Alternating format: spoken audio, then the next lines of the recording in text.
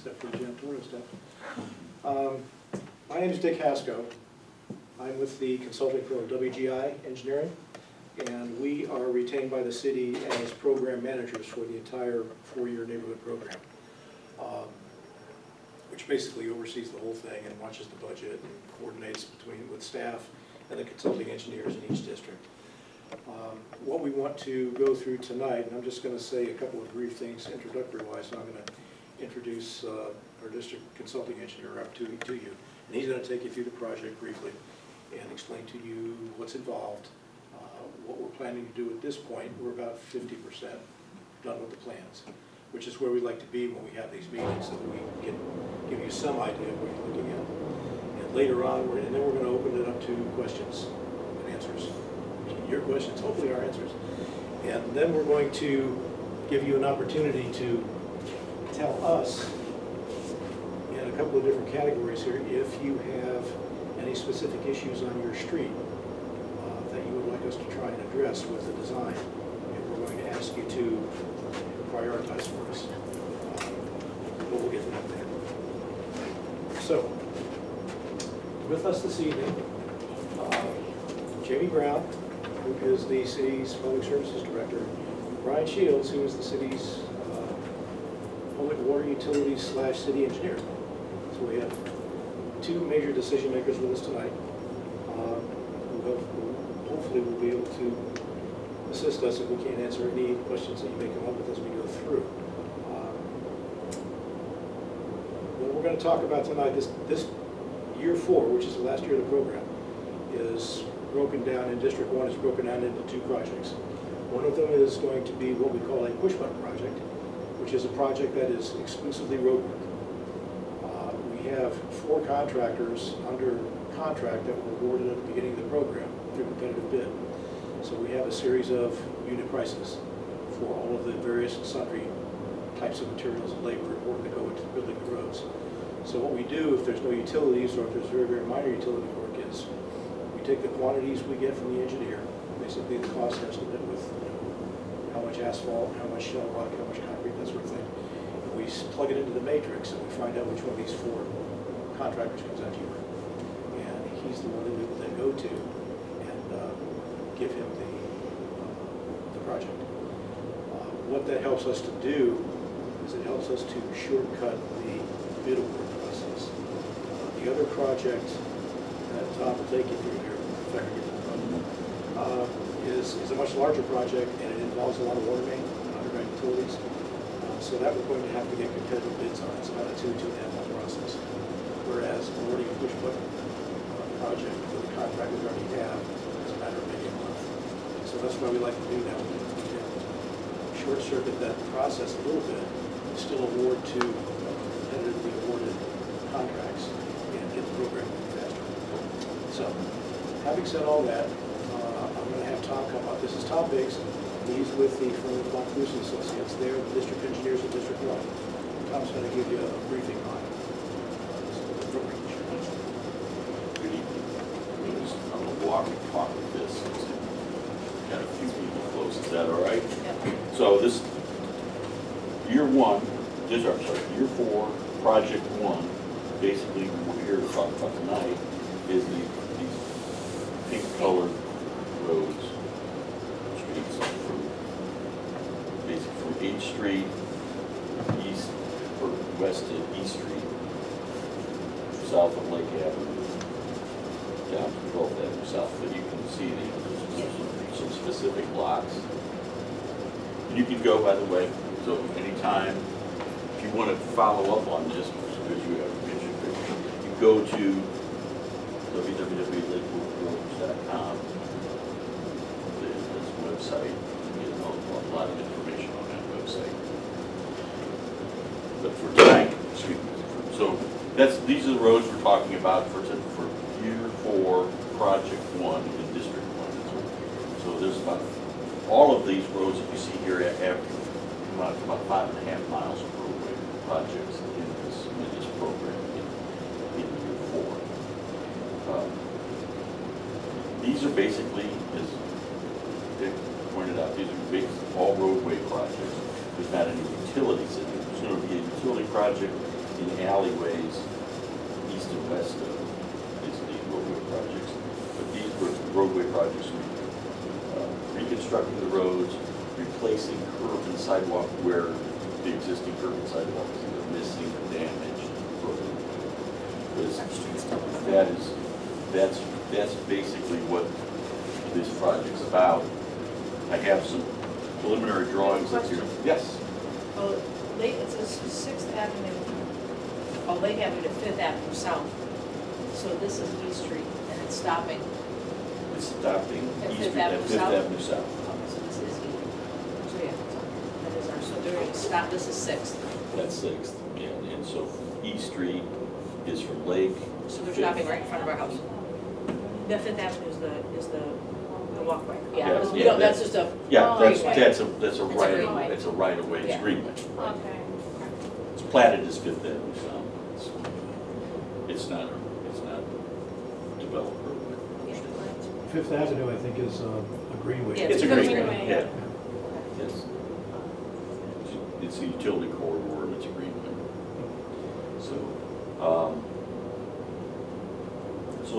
So you're north or south of that intersection? We are, our house is, that's pretty much her house, Okay, so it's and gonna, that's me.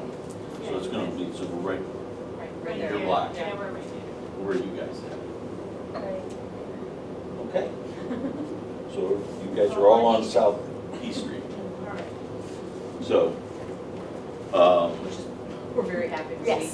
Something happening there. so the push button is Richard indicated, the city's already solicited bids from contractors, so they know the prices. It's up to us to finish the design, quantify all the units. They'll apply the unit prices, they'll select a contractor, and it'll be relatively quick implementation where the contractor will award later this year, I would say late this fall. So, but the other project will probably be, probably early next year, the project over here. So, So when do you think the push button, you called it? I think our goal is to have the drawings done in October, if I'm not mistaken, but you can correct me Yeah, if I'm wrong. typically what we try to do, and it can vary from project to project, and this year in District 4 is a good example because we had a relatively small roadway project, and then we had a much larger project that opened up a bit because of the water mains on it. It's kind of scattered out. So it's going to take longer to get that project under construction because we have to bid it. So again, there's another 2.5 month process there. We finish the plans at the same time. So, but typically what we like to try and do as we go through the program is while we have the current year under construction, we're designing the next The year. next year. Okay, so year 3 is under construction. Actually, year 3 is getting close to finishing right now, the next month or two, I hope. We've had very good contractors this year, 3 of them, all they've been ahead of schedule. And if it was up to me, I'd sign them again, but it was not up to me. But, I'm sorry, I shouldn't have my back turned toward the camera here, should I? But typically, we like to have plans done November-ish, so that gives us a couple of months to do what we need to do, maybe into January, position us so that in January, we can award a bid, we can award the contracts. And then there's usually a period of maybe a month or so where contract execution goes on and shop drawings are submitted, there's a lot of paperwork up front. Right. Mm-hmm. Mm-hmm. And then we have a pre-construction meeting with the contractor and establish a notice to proceed date. So hopefully that's going to happen towards the end of January or possibly into February. I'm hoping for that to happen sooner, again, with the push button projects, because we will have that bid window. So when you guys are doing the roads, they're closed down, obviously. So will you be doing E and F at the same time? Well, it's a coordination issue with the contractor, okay? It just depends on the project and how it's laid out, and what's involved. Now, not having gotten completely through the plans yet, we don't know. We have an idea, but we haven't nailed down what street is going, how many of the streets may need to be completely reconstructed, we call full depth reconstruction, or we have to tear up the whole street and replace the subgrade and the base and the asphalt. Just north and on? Yeah. Or, which is, we're time consuming actually. or how many of the streets that we may have out there that are not in as bad a condition, there's no apparent base failure, so we can just go in and mill and resurface. But then there's the issue with the sidewalks and the curbs. And all the concrete work that has to be done, generally that's done before the road work. So that's, the first thing you'll see is crews coming in and doing demolition on all the concrete, on the sidewalk, curbs, et cetera. And then they'll come back, the concrete subs will come back, and they will form up, and the curbs first usually, because that sets the grade for the roadway behind it, and then the sidewalks. And then generally the road reconstruction, whether it's mill overlay or complete reconstruction happens behind that. So, in terms of a time element, I'm thinking for this project, for project one, which is the Cushman project, it's a relatively small project, so I'm thinking in the neighborhood of maybe 6 months. The other one, because of its size and the fact that we have underground utilities, probably closer to 10. But you don't live there, so don't worry about it. No, but it's all right. I'm the vice president of our neighborhood association, so I have to report back all this information to everybody, because everyone's asking questions. So that's gonna be a longer term project. It's similar size or maybe a little bit bigger of what we're doing in District 1 right now. But again, this was a particularly, he's got till December to finish the project. And we met with him this morning actually, and essentially all he has left to do of any substance down there is road work. And we're going to use an alternative method of doing that rather than going in and completely reconstructing the roads, which is a very labor intensive and long-term type of thing. We're going to use what we call a full depth reclamation. And it's a system that goes down and mills the streets. It's like a train.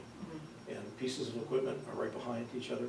So it goes down and it mills the streets and it pours the milling into machines behind it, and it gets mixed with cement and emulsions and things, and then it goes into a piece of equipment behind that. It finally ends up in a machine at the end that now lays this down on the road.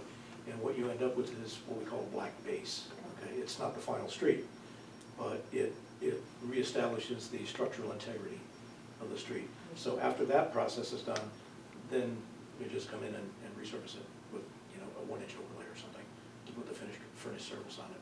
Awesome. So that's really all that's left down there. And this process is much, much faster, again, than doing a traditional full depth reconstruction.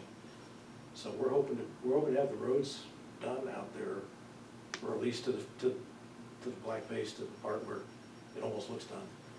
Probably, it's August now, 19, probably sometime mid to end September. Part of the problem is scheduling, and a lot of the problem this time of year is weather. I see it raining. Yeah. So, it's very frustrating to a lot of our residents, for example, when a contractor comes out, tears up the sidewalks, tears up the curbs, takes the asphalt off the street, and then you don't see him for a couple of weeks. There are any number of things that can interrupt a contractor's schedule. It could be weather, especially this time of year. It could be equipment issues. It could be subcontractor issues that, got hung up on another job, so he has to call ahead and say, I can't be there that day. Or it could be the contractor, the prime contractor, has run into something on another segment that is taking more time to fix or to repair or to reconstruct than he had thought. Mm-hmm. So they're going to send out door hangers to let you know, kind of in stages. The first stage will be, okay, we're starting work on your street Move your cars. day, okay? Yeah. For the next however months we'll be out there, okay? Right. That doesn't mean your street's going to be torn up that way. Right. And then 24 to 48 hours before they start any particular activity, construction activity, they're going to let you know that Okay. through the flyers, Okay. okay? Come on in. Thank you. Well, I asked because like she parks on the street, so, I mean. I have to- Well, they'll tell you if there are parking restrictions and notifications, okay? Now, what you need to understand, because a lot of people don't understand what that means when they get to know the kids, it's kind of a fill-in-the-box thing. for the contractor. It's trilingual. And he just does check, we set it up so he can just do check marks in boxes. It says, parking restriction, traffic restriction, whatever, from date to date, time to time. It can be a little misleading to the residents. The restrictions only apply, whatever they are, they only apply to working hours. Okay. So the contractor is obligated to remove any access restrictions or parking restrictions or access to your home restrictions by the end of every workday. And there's no working on weekends, and there's no working, the city's work hours are 8 to 6, governed by the noise ordinance. I say that, contractors like to get out there at 7. We tell them, if you want your guys to show up at 7, okay, just, don't start the machinery. Have them, I don't know, do something, clean something up, get some debris out of the way, but not noisy. Because that has been an issue from time to time. As far as closures, it's a little too early to say if we're gonna have to have any closures on here. Okay. Just to mill and resurface and to do the concrete work generally doesn't require closures. They'll work on one side of the street, then they'll go to the other side of the street, so there'll be parking restrictions when they're doing that work. And again, they'll remove those parking restrictions. Now, the only caveat to that is when they pour the concrete, it's gotta sit overnight. Okay, it's not like asphalt where you can drive on it right after they put it down. It's gotta sit overnight before you can drive across it. So there may be, for, a day or an evening, an issue where you can't pull up in your driveway. You may have to park on the street. So things like that could happen. But again, those notifications will come out through the contractor. The other thing that's important to understand is that the project is what I call process-driven. It's not segment-driven, okay? What I mean by that is the contractor's not gonna finish, he's not gonna start and complete every segment. He's not gonna be on that segment until it's done, and then move to the next one, okay? He's gonna go in and, for example, if he has demolition to do, the process of demolition, he's gonna send his crews in, and he's gonna mark out for them what needs to be taken out through the entire project. And they're just gonna start going down the street and demolishing. Now, we try to have limits on how much they can do at one time. We'd like them not to have more than 2 blocks torn up at one time, before they start coming back with, with the reconstruction work. But the point is that they may come through and do that, and while they're doing something else on another segment a block away from you, you may not see them for a week or 2. That doesn't mean that they're gone away. Okay, that means that they're working somewhere else in the segment. They're still there, they're gonna be back. They have a time frame that they're obligated to complete the project. And they give us a schedule right after hopefully at the pre-construction meeting shortly thereafter. They give us a schedule that tells us, start to finish, what's gonna happen on each street, what process happens now, and then next and next and next. So we'll have that to start with, and of course that's flexible, because again, a lot of things can happen, especially with the weather this time of year. So, Right. but we do have all those things up front. There will be inconvenience, there has to be. It's just the Worth it. nature of the beast. It's worth it. But we think it's worth it because it's going to be short term, but then you're going to have a long-term improvement in front of your homes. One thing, as Tom mentioned, that I would encourage you to do, and I apologize, I don't have the papers with me tonight that actually have the stuff on it, but if you go to the website, www.lakeworthroads.com, okay? All lower caps, all one word. You'll find some stuff, you'll find videos of all these meetings, actually. This one will be up there a week or so after tonight. So you can go back and see what we discussed. But most importantly to us, actually to me, about this website is there are 2 ways that you can communicate. You can send an email through the website, or on the website there's a hotline number. And I apologize, I don't have that hotline number, but it's on the website. You said lakewoodroads.com. lakewoodroads.com. And that'll get you to the website, browse that website, see what's out there. And there's an area for how to contact. And there you can get to an email or there's a hotline on there. Both of those things Vince back here, who also works for WGI, is responsible for monitoring that. And All every, your fault. Imagine your name. that's why he stays up in this Sorry. No, every email that comes through, every hotline call that comes in, now, you're not gonna get anybody to answer the phone on a hotline. You're gonna leave a message. And Vince is gonna take that message, and he's going to write it out for me, and all of that stuff comes directly to my inbox, right here in Lakeville, so I see everything.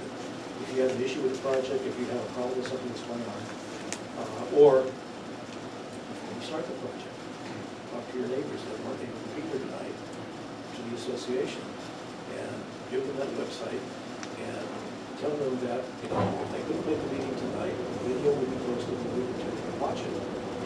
But in the meantime, they can go to that website, if they have specific issues about any of the streets that we're working on, that they want to bring to our attention, send an email or leave a hotline message, and it will get to my inbox. And we will take that input, give it to our engineers, and we sit down with the engineers and we say, look, these people have this problem on their block, whether it's whatever it might be, there's no crosswalks, the signage is very poor, there's very popular when we get, especially in this area, is cut through traffic and speeding.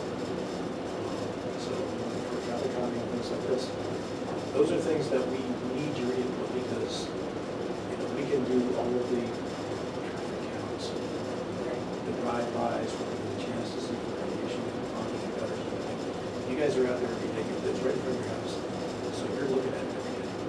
And you're the ones that are gonna be able to tell us what those issues are, where they are, so we can try our best to solve them. I would love to see, and we talked about this at our neighborhood meeting, on F and E Street, at least a speed bump put in. We didn't have any stop signs on E from Lake to 6th Avenue until it was 5 years, 4 years ago, we got 20 installed on 3rd Avenue straight across. So 3rd Avenue, there's a stop sign on ABC, well, there's never one before, so. A lot of people cut through 6th Avenue to get, and a lot of it is these big trucks that do deliveries on Lake Avenue. I think if we could get one speed bump installed on F and on E, it would deter those, I'm talking Coca-Cola drivers, Corona drivers, I mean, literally, and they blast down the streets. My house is hurricane proof and the windows rattle. If we could get in between Lake and 6th on E and F, at least one speed bump put in, I think it would deter a lot of that commercial traffic that we deal with, that causes the potholes in the first place. And that's typical of what we've been asked to do up there. We've been putting a lot of speed humps in that whole neighborhood. The problem that it creates, obviously, which you alluded to, is that we're dealing with streets in the neighborhood, we're not dealing with the neighborhood overall. So a lot of times what happens, and we've seen this especially over towards M Street and there, and K, we'll put speed humps. People complain about speeding, so we'll put speed humps in, bump outs in, and it'll solve that problem. Except it won't, because it just moves it to the next street. Right.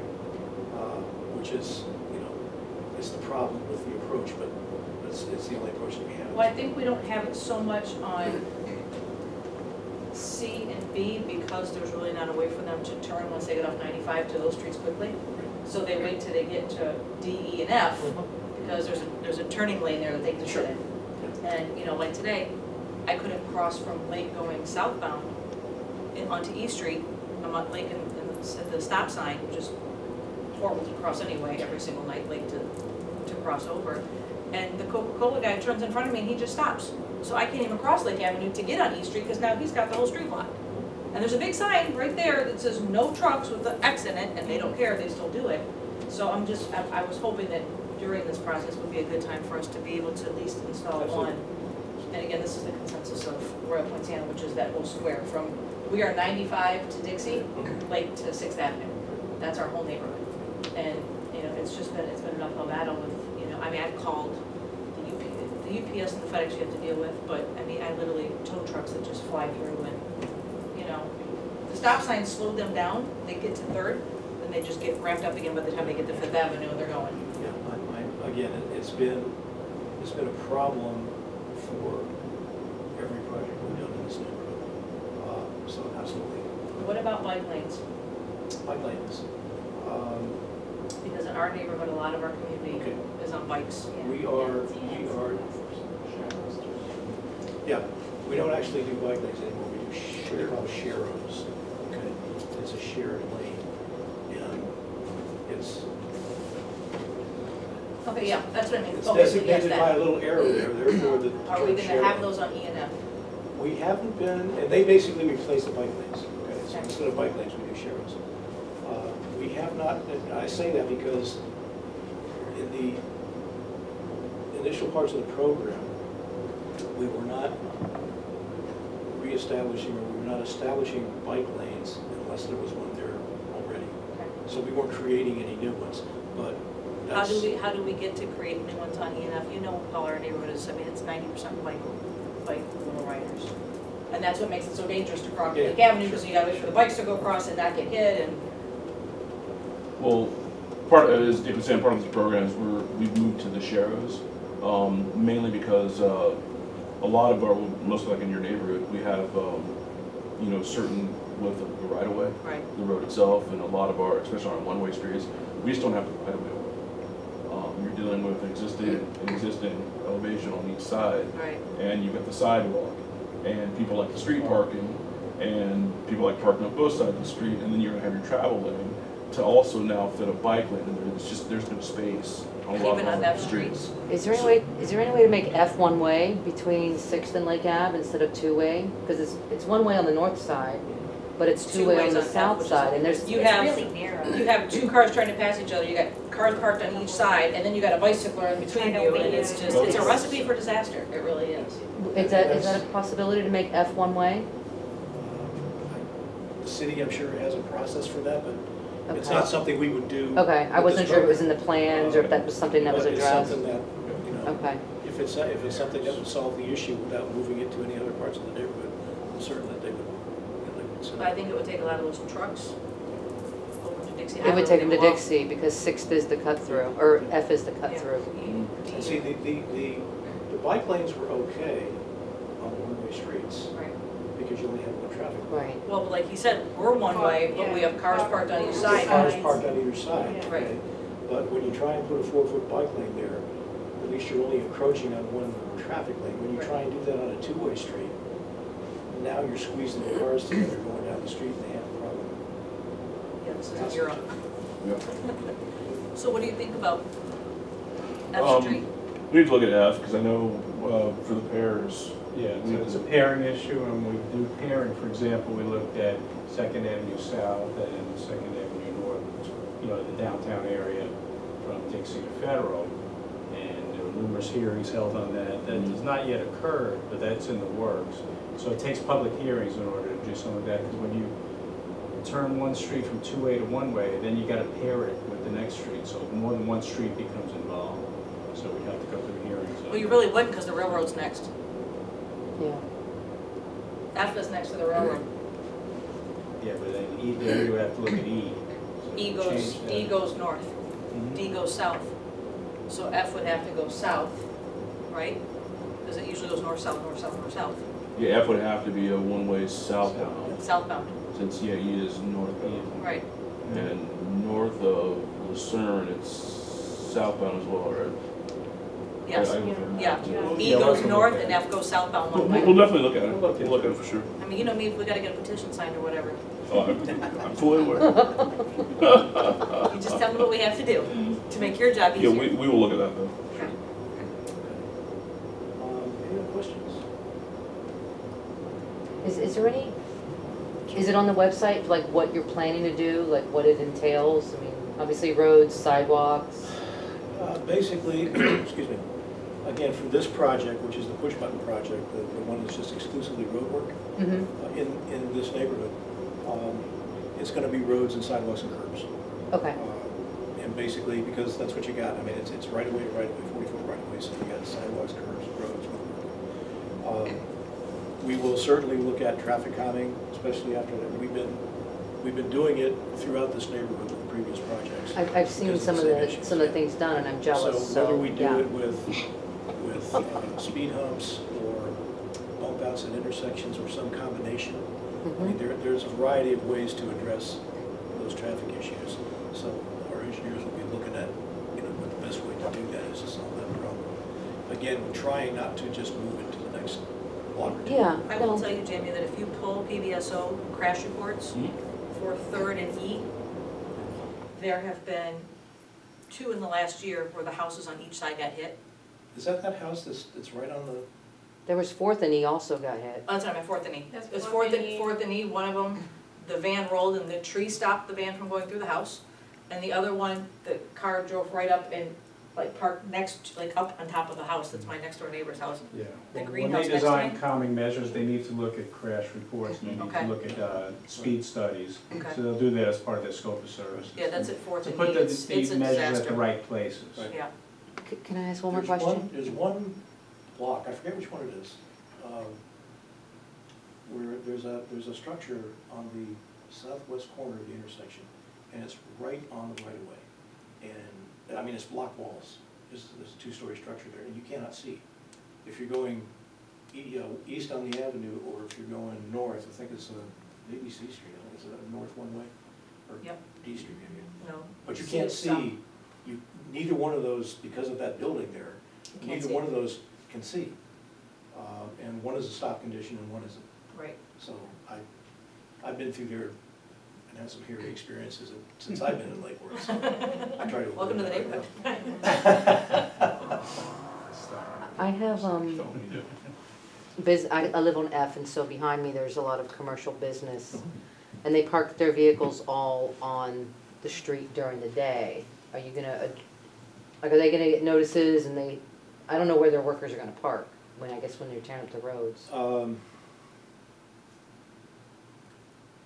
That's a pretty good thought that I haven't had before. We may want to, I mean, if we know that there are businesses not on the street that we're doing, but they have people that park on the street that we're doing, we may want to have the contractor notify those businesses that their employees should be parking there whenever the traffic restrictions are in place.